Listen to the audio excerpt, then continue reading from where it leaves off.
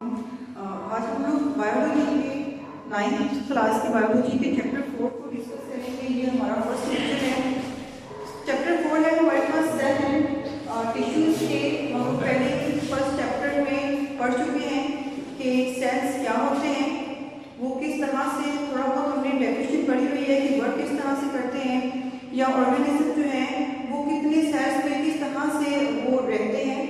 ठीक है, ये हम थोड़ा सा पढ़ चुके हैं। अब जो है हम उसकी डिटेल पढ़ेंगे कि सेल जो है वो उनका स्ट्रक्चर क्या होता है, उसके अंदर ऑर्गेनेल्स होती हैं तो वो किस तरह से वर्क करती हैं, उनके फंक्शंस क्या होते हैं, उन सब की डिस्क्रिप्शन हम लोग पढ़ेंगे। सबसे पहले है हमारे पास माइक्रोस्कोप। माइक्रोस्कोप क्या होगा? सबसे पहले एक जो माइक्रोस्कोप डिस्कवर किया गया था वो एक पोलैंड के साइंटिस्ट गैरिस जेम्सन 1595 में इन्होंने एक माइक्रोस्कोप को डिस्कवर किया। ये एक सिंपल माइक्रोस्कोप था, एक ट्यूब थी सिंपल सी, जिसके दोनों एंड्स पे लेंस लगे हुए थे। कोई इसमें कॉम्प्लेक्सिटी नहीं थी, एक सिंपल सा माइक्रोस्कोप था, एक ट्यूब थी जिसके दोनों एंड्स पे लेंस लगे हुए थे। और उसके बाद ये इतना एप्लीकेबल नहीं था, वैसे अभी ये स्टार्ट में था। ठीक है, स्टार्ट में जब कोई चीज बनाई जाती है तो वो सिंपल होती है, फिर आहिस्ता आहिस्ता उसके अंदर कॉम्प्लेक्सिटी जो है हम लोग इन्वॉल्व करते रहते हैं। तो इसकी जो मैग्निफिकेशन पार्ट थी वो 3x to 9x थी। 3x to 9x, x means उसकी मैग्निफिकेशन पार्ट, मतलब कि वो कितना मैग्नीफाई हो सकता है, मतलब वो कितना इनलार्ज हो सकता है उसका साइज। उसके बाद जो है माइक्रोस्कोप में नॉर्मली दो टर्म्स यूज की जाती हैं। एक है हमारे पास मैग्निफिकेशन और दूसरा है रिजॉल्विंग पावर। मैग्निफिकेशन क्या होता है कि किसी भी जब हम लोग ऑब्जेक्ट को देखते हैं माइक्रोस्कोप में तो ऑब्जेक्ट जो है वो मैग्नीफाई होकर दिखता है, मतलब उसका साइज जो है वो इनलार्ज हो जाता है, वो होती है उसकी मैग्निफिकेशन। दूसरा है रिजॉल्विंग पावर। रिजॉल्विंग पावर को हम लोग रेजोल्यूशन भी कहते हैं। रेजोल्यूशन वो मेजरमेंट है जिसमें हमें कोई दो ऑब्जेक्ट जो है वो डिफरेंट और सेपरेट नजर आते हैं, मतलब वो एक मिनिमम डिस्टेंस है जिसमें हम लोग दो ऑब्जेक्ट्स को सेपरेट देखते हैं। जैसे फॉर एग्जांपल हमारे पास जो है वो ह्यूमन आई की रेजोल्यूशन, ठीक है, वो है हमारे पास कि अगर कोई दो ऑब्जेक्ट्स मिनिमम जो है 0.1 मिलीमीटर के डिस्टेंस पे पड़े हों तो ही हमें वो सेपरेट नजर आएंगे। अगर डिस्टेंस इससे कम हो जाता है तो वो हमें जो है वो एक ही ऑब्जेक्ट नजर आएगा। उसके बाद माइक्रोस्कोप की टाइप्स हैं। माइक्रोस्कोप की दो टाइप्स हैं, एक है हमारे पास लाइट माइक्रोस्कोप और दूसरी है इलेक्ट्रॉन माइक्रोस्कोप। इन दोनों को हमेशा डिफरेंस की फॉर्म में करते हैं। डिफरेंस की फॉर्म में करेंगे तो आप लोगों को ज्यादा समझ आ जाएगा। सबसे पहले इसकी डेफिनेशन है कि लाइट माइक्रोस्कोप होते क्या हैं। जैसे नेम से पता चल रहा है कि लाइट माइक्रोस्कोप मतलब ऐसे माइक्रोस्कोप जिसमें लाइट का यूज होता होगा। अब लाइट माइक्रोस्कोप हम लोग जो आमतौर पर यूज करते हैं लैब के अंदर वो लाइट माइक्रोस्कोप ही होती है। लाइट माइक्रोस्कोप में हम एक वो इस प्लेस की बनी होती है जहाँ पर हमने ऑब्जेक्ट रखना होता है और उसके नीचे ही मिरर होता है, बिल्कुल इस तरह से कि नीचे मिरर है, ऊपर इस तरह से प्लेस है जहाँ पर ऑब्जेक्ट रखना होता है, जहाँ पर ऑब्जेक्ट पड़ा हुआ है और नीचे मिरर की पोजीशन होगी। तो हम लोग माइक्रोस्कोप को इस तरह से एडजस्ट करते हैं कि जो लाइट पड़ रही है, जो लाइट होगी वो डायरेक्टली जो है मिरर के ऊपर पड़े, मिरर के ऊपर पड़े, मिरर से भी रिफ्लेक्ट होकर ऊपर जो ऑब्जेक्ट पड़ा हुआ है वहां से रिफ्लेक्ट होगी। जब वो वहां से रिफ्लेक्ट होगी तो उस कंडीशन में भी हमें इमेज जो है वो नजर आएगा। इस माइक्रोस्कोप में दो तरह के लेंस यूज किए जाते हैं। एक लेंस जो है वो यूज होता है इमेज को इनलार्ज करने के लिए, मतलब कि उसको मैग्नीफाई करने के लिए, मैग्निफिकेशन के लिए, और दूसरा लेंस यूज होता है कि हमें वो चीज स्क्रीन पे नजर आए। अगर हम लोगों ने फोटोग्राफिक फिल्म बना रहे हैं या हम देख रहे हैं स्क्रीन पे, वो दिखाने के लिए ये जो है सेकेंड हैंड यूज किया जाता है। उसके बाद है इसकी मैग्निफिकेशन, मतलब कितना जो है वो इमेज को इनलार्ज कर सकता है। तो यहाँ पर इसकी जो मैग्निफिकेशन है वो 1500x, मतलब 1500 टाइम्स जो है वो इमेज को इनलार्ज कर सकता है। उसके बाद है इसकी रेजोल्यूशन। रेजोल्यूशन को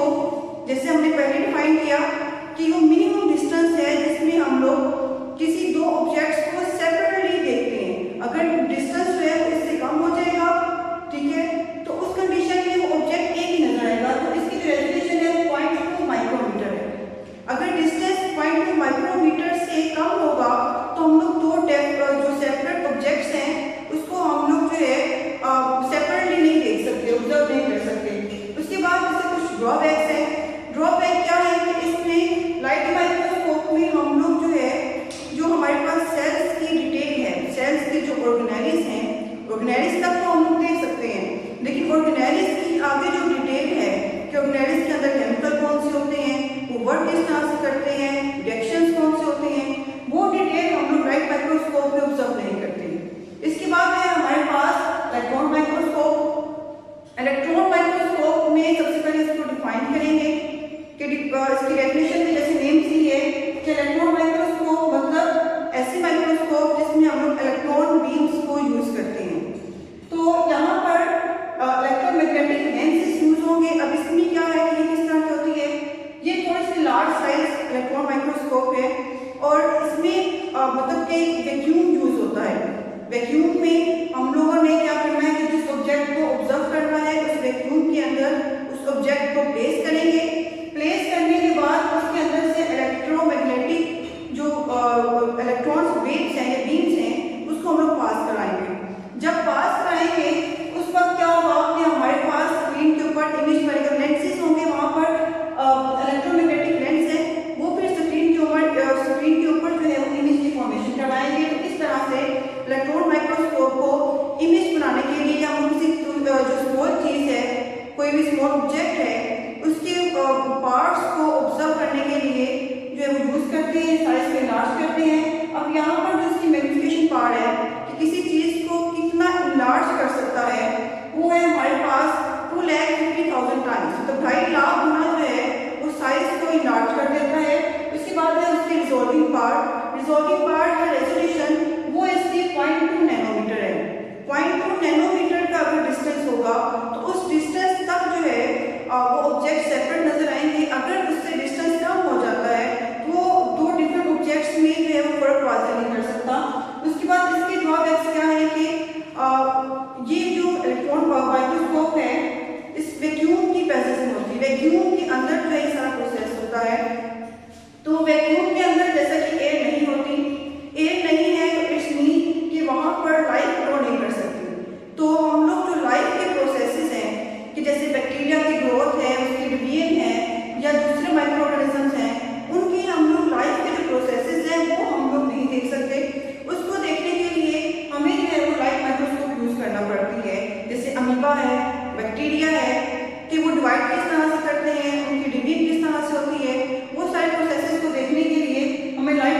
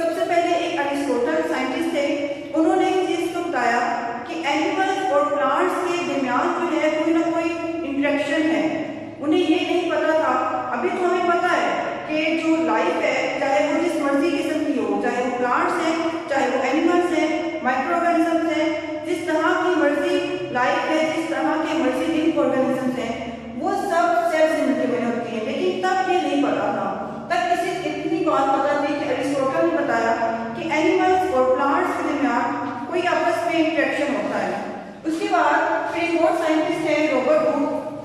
रॉबर्ट हुक तकरीबन 1665 के अंदर इन्होंने जो है कोर के कुछ स्मॉल पीसेस लिए, उसके ऊपर अपना एक्सपेरिमेंट किया। उन्होंने अपनी सेल्फ मेड माइक्रोस्कोप थी उसके अंदर ऑब्जर्व किया। जब उसने कोर के अंदर ऑब्जर्व किया तो उसे पता चला कि उसके अंदर कुछ हनी बी लाइक जो है वो हनीकॉम्ब लाइक जो है कंपार्टमेंट्स हैं। हनी बी की वो जो शहद की जो मक्खियाँ होती हैं वो जो शहद छत्ता बनाती हैं वो हनीकॉम्ब के अंदर कुछ कंपार्टमेंट्स से बने होते हैं। तो हनीकॉम्ब के कंपार्टमेंट्स की तरह के कुछ कंपार्टमेंट्स हैं, उन्होंने इन कंपार्टमेंट्स को सेलुलोइड का नाम दिया। तो सेलुलोइड जो है वो मीन सेल से ही है। तो फर्स्ट टाइम इस तरह से सेल्स की जो टर्म्स है वो डिस्कवर हुई। उसके बाद फिर डिफरेंट साइंटिस्ट ने उसके अकॉर्डिंग अपनी थ्योरीज दी। फिर उसके बाद एंटोनी वान लीeuwenhoek है, उन्होंने बहुत सारे जो टाइनी ऑर्गेनिजम्स हैं वाटर के अंदर, पोर्स के अंदर कुछ टाइनी ऑर्गेनिजम्स होते हैं, उनके ऊपर स्टडी किया। स्टडी करने के बाद उन्होंने इस चीज़ को ये बताया, स्टेटमेंट दी कि उनके अंदर भी उनकी जो लाइफ है वो भी सेल्स के ऊपर ही कंसिस्ट करती है। उन्होंने उन टाइनी ऑर्गेनिजम्स को एनिमल क्यूल्स का नाम दिया। उसके बाद है जीन बैप्टिस्ट लीमार्क 1809 के अंदर उन्होंने एक स्टेटमेंट दी। उस स्टेटमेंट के अकॉर्डिंग कि लाइफ तब तक एग्जिस्ट नहीं कर सकती या हम लोग किसी भी ऑर्गेनिज्म को तब तक लिविंग ऑर्गेनिज्म नहीं कहेंगे जब तक उसके जो बॉडी पार्ट्स हैं वो सेल्स पे ना कंसिस्ट करते हो। सेल्स हैं तो ही उन्हें हम लिविंग ऑर्गेनिज्म कहेंगे, अगर सेल्स नहीं है तो लिविंग ऑर्गेनिज्म की कैटेगरी में नहीं आएगा। ये स्टेटमेंट दी थी जीन बैप्टिस्ट लीमार्क ने। उसके बाद है रॉबर्ट ब्राउन, उन्होंने मजीद जो है उन कंपार्टमेंट्स के बारे में जो कि कंपार्टमेंट डिस्कवर किए थे रॉबर्ट हुक ने, उनको स्टडी किया। जब उन्होंने बताया कि जो कंपार्टमेंट्स हैं वो सेल्स हैं, जब सेल को मजीद स्टडी किया तो उन्हें पता चला कि सेल के बिल्कुल सेंटर में एक स्मॉल ऑर्गेनेली है, उन्होंने उसे न्यूक्लियस का नाम दिया। उसके बाद श्रीडन एंड श्वान दो साइंटिस्ट थे, उन्होंने इसके ऊपर वर्क किया। अब श्रीडन जो है वो एक जर्मन बोटैनिस्ट थे, उन्होंने 1838 में ठीक है एक स्टेटमेंट दी उसके अकॉर्डिंग कि उन्होंने प्लांट्स के ऊपर, जैसे कि बोटनिस्ट थे, उन्होंने प्लांट्स के ऊपर बहुत सारी जो वो स्टडी की। प्लांट्स के जो सेल्स हैं उन्होंने ऑब्जर्व किया, प्लांट्स की जो बॉडी है उनको ऑब्जर्व किया। उन्होंने इस चीज़ को प्रूव किया कि सच में जो प्लांट्स की बॉडी है वो डिफरेंट सेल्स से मिलकर बनी होती है। उसके बाद हमारे पास श्वान एक साइंटिस्ट थे 1839 में, ये एक जर्मन ज़ूलॉजिस्ट थे। इन्होंने डिफरेंट एनिमल्स के ऊपर, डिफरेंट माइक्रो ऑर्गेनिजम्स के ऊपर स्टडी की। इन्होंने इस चीज़ को भी स्टडी करते हुए इस चीज़ को भी प्रूव किया कि सच में जो है एनिमल्स की लाइफ भी सेल्स पे ही कंसिस्ट करती है। उसके बाद Rudolf Virchow and Louis Pasteur, इन्होंने मजीद इसके ऊपर वर्क किया ताकि इस चीज़ को प्रूव किया जाए कि वाकई में जो लाइफ है, जो लिविंग ऑर्गेनिजम्स हैं वो सेल्स पे ही कंसिस्ट करते हैं। मतलब कि जो लाइफ का बेसिक यूनिट है, फंडामेंटल यूनिट है, वो सेल्स ही है। उसके बाद उन्होंने रुडोल्फ विर्चू ने जो कि जर्मन फिजिशियन थे, उन्होंने 1855 में एक सेल थ्योरी जो है पेश की, एक सिंपल सेल थ्योरी पेश की। उसमें था कि उन्होंने स्टेटमेंट दी ओमनिस सेलुला की सेलुला।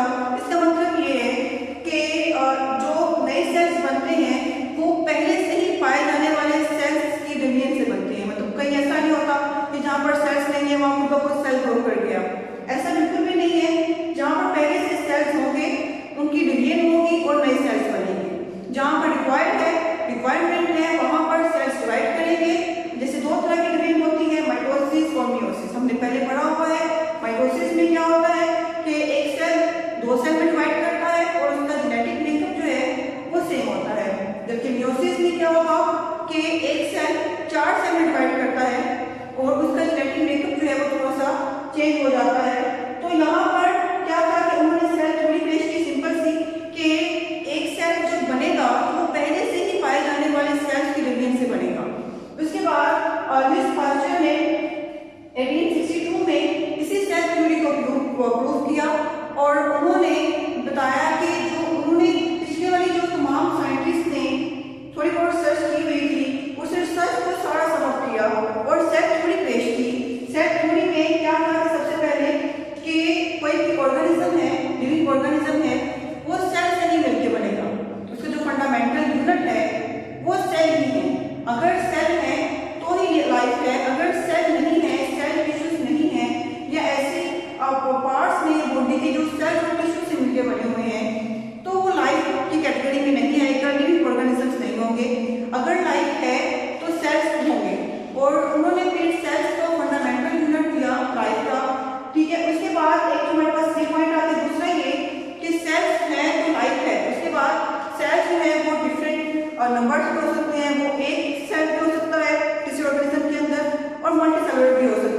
अगर एक सेल है तो उसे हम यूनिसेलुलर का नाम देंगे, जैसे कि बैक्टीरिया है, अमीबा है, पैरामीशियम, हम लोगों ने पहले उसकी टाइप्स पढ़ी हुई है, कुछ एग्जांपल्स पढ़ी हुई है।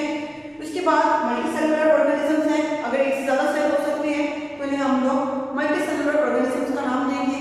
वो ऑर्गेनिज्म जैसे हार्ड एनिमल्स हैं, ठीक है, प्लांट्स हो गया, जैसे हम लोगों ने फर्स्ट चैप्टर में एग्जांपल पढ़ी हुई है, चैप्टर 1 के बिल्कुल एंड पे एग्जांपल थी फ्रो की और मस्टर्ड प्लांट की, वो हमारे पास मल्टीसेलुलर ऑर्गेनिज्म आ गए। उसके बाद तीसरी इसने सेल थ्योरी जो प्रूव की वो थी ओमनीसेलुलर एसेलुलर वाली ही बात, कि कोई भी सेल जो बनेगा वो पहले से ही पाए जाने वाले सेल्स के विभिन्न से बनेगा, वैसे नहीं बनेगा। उसके बाद लास्ट में है हमारे पास कुछ सब सेलुलर पार्टिकल्स या एसेलुलर पार्टिकल्स होते हैं। एसेलुलर मतलब ऐसे ऑर्गेनिज्म जो कि सेल्स में कंसिस्ट नहीं करते। हम लोगों ने थर्ड चैप्टर में वायरसेस के बारे में पढ़ा। हम लोगों ने जब 5 किंगडम क्लासिफिकेशन पढ़ी तो हमने बताया कि उन किंगडम के अंदर कौन कौन से ऑर्गेनिजम्स आते हैं और उन्हें क्यों रखा गया है। कुछ यूकैरियोट्स हैं, कुछ प्रोकैरियोट्स हैं, हमने सारी डिटेल पढ़ी और उसी में भी एंड पे हमने बताया था कि जो वायरसेस होते हैं इन्हें 5 किंगडम्स के अंदर इन्वॉल्व नहीं किया जाता। क्यों नहीं किया जाता? क्योंकि इनके अभी तक ये प्रूफ नहीं हो सका कि ये नॉन लिविंग थिंग्स हैं या लिविंग थिंग्स हैं, क्योंकि कुछ इनके कैरेक्टर्स ऐसे हैं जो कि नॉन लिविंग की तरह के होते हैं और कुछ इनके कैरेक्टर्स ऐसे हैं जो कि लिविंग थिंग्स की तरह होते हैं। तो वायरसेस हैं, उसके बाद पायोर्स हैं, पायोन्स हैं। तो वायर्स और पायोन में कुछ खास डिफरेंस नहीं है, बस उनका जेनेटिक मेकअप थोड़ा सा डिफरेंट होता है कि वायर्स जो है इनका पूरा जो जेनेटिक मेकअप है वो उनके आरएनए में कंसिस्ट कर रहा होता है और जो पायोन्स है उनका जो जेनेटिक मेकअप है वो प्रोटीन्स में कंसिस्ट करता है। अब क्या होगा कि हम लोगों ने वायरसेस का पढ़ा है कि जो वायरसेस है वो नॉन लिविंग थिंग्स भी हैं और लिविंग थिंग्स भी हैं।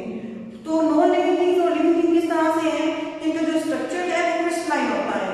क्रिस्टलाइन स्ट्रक्चर की वजह से हम लोग ये कहते हैं कि ये जो है वो नॉन लिविंग थिंग्स हैं, लेकिन उनके अंदर उनका अपना जेनेटिक मेकअप है, वो डिवाइड करते हैं अपनी नेक्स्ट जनरेशन में, वो अपना जेनेटिक मेकअप ट्रांसफर करते हैं, ट्रांसमिट करते हैं। इन तमाम कैरेक्टर्स की वजह से हम लोग जो है इन्हें लिविंग ऑर्गेनिजम्स की कंसीडर करते हैं। तो ये तो ना तो लिविंग में आते हैं या नॉन लिविंग में, इस वजह से इनको सेपरेट स्टडी किया जाता है। उनको हम लोग सब सेलुलर या एसेलुलर पार्टिकल्स के तौर पर जानते हैं। Thank you. और अगर इस टॉपिक के रिलेटेड कोई भी क्वेश्चन हो, समझ ना आ रही हो, आप कमेंट सेक्शन में पूछ सकते हैं।